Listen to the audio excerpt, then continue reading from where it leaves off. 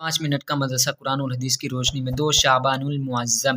Number 1 اسلامی تاریخ۔ حضرت خالد بن ولید رضی اللہ عنہ کا اخلاص۔ صحابہ کرام رضی اللہ عنہ کے ہر عمل میں اخلاص نیت اور اللہ تعالیٰ کی رضا شامل ہوتی تھی، اس لیے وہ اپنے اخلاص اور اللہ کی رضامندی حاصل کرنے کے لیے بڑے بڑے عہدے قربان کر دیا کرتے تھے۔ حضرت خالد بن ولید رضی اللہ عنہ کی معزولی ان کے اخلاص کی بہترین مثال ہے۔ جب حضرت عمر رضی اللہ عنہ نے ملک کے انتظام اور بعض دوسری مصلحتوں کی وجہ سے حضرت خالد رضی اللہ عنہ کو معزول کر کے ان کی جگہ حضرت ابو عبیدہ بن جراح رضی اللہ عنہ کو امیر بنایا تو حضرت خالد بن ولید رضی اللہ عنہ نے لوگوں سے فرمایا، تم پر اپنے امیر المؤمنین حضرت عمر نے اس شخص کو امیر بنایا ہے جس کو رسول اللہ صلی اللہ علیہ وسلم نے امیر الامت کا لقب دیا ہے۔ یہ کہہ کر امارت کو ان کے حوالے کر دیا۔ اس اخلاص اور وفاداری کو دیکھ کر حضرت ابو عبیدہ رضی اللہ عنہ نے کہا کہ میں نے رسول اللہ صلی اللہ علیہ وسلم کو یہ فرماتے ہوئے سنا کہ خالد اللہ کی تلواروں میں سے ایک تلوار ہے۔ وہ زندگی بھر شہادت کی آرزو کرتے رہے مگر شہادت مقدر میں نہیں تھی۔ جب ان کے انتقال کا وقت آیا تو بستر پر لیٹے ہوئے فرمایا، جب میں انتقال کر جاؤں تو میرا گھوڑا میرے ہتھیاروں کو اللہ کے لیے وقف کر دینا۔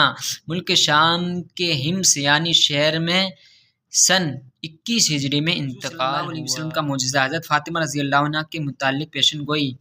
مرض الوفات میں رسول اللہ صلی اللہ علیہ وسلم نے حضرت فاطمہ رضی اللہ عنہ کو یہ خبر دی کہ میری وفات کے وقت میرے اہل و عیال میں سب سے پہلے تو آ کر مجھ سے ملے گی۔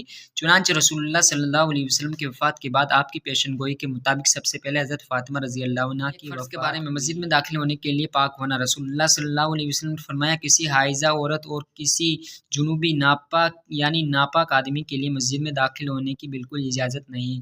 فائدہ، مسجد میں داخل ہونے کے لیے پاک کے بارے میں کپڑے پہننے کی دعا۔ رسول اللہ صلی اللہ علیہ وسلم نے فرمایا، جو کوئی کپڑا پہنے اور یہ دعا پڑھے تو اس کے اگلے پچھلے سب گناہ معاف ہو جاتے ہیں۔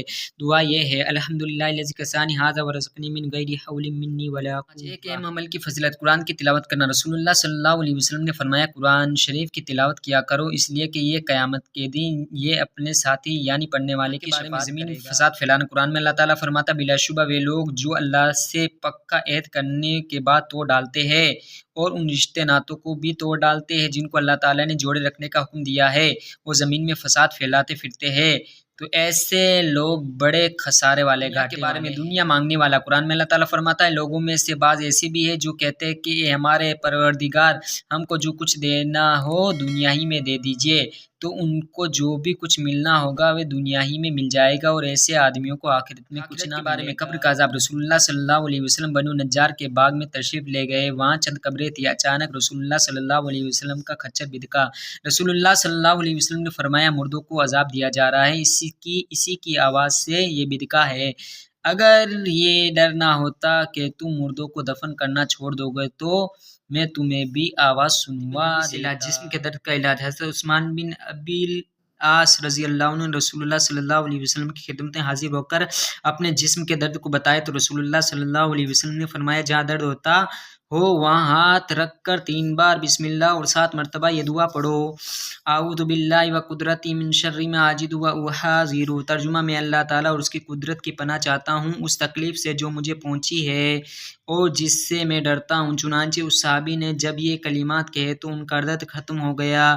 پھر وہ صحابی اپنے گھر والوں اور دوسرے ضرورت مندوں کو ہمیشہ ان کلمات کی تلقین کرتے رہتے۔ نبی صلی اللہ علیہ وسلم کی نصیحت۔ رسول اللہ صلی اللہ علیہ وسلم نے فرمایا، اللہ کے ذکر کے علاوہ زیادہ بات مت کرو کیونکہ اس سے دل میں سختی پیدا ہوتی ہے اور جس کے دل میں سختی ہوتی ہے وہ اللہ کی رحمت سے سب سے زیادہ دور ہوتا ہے۔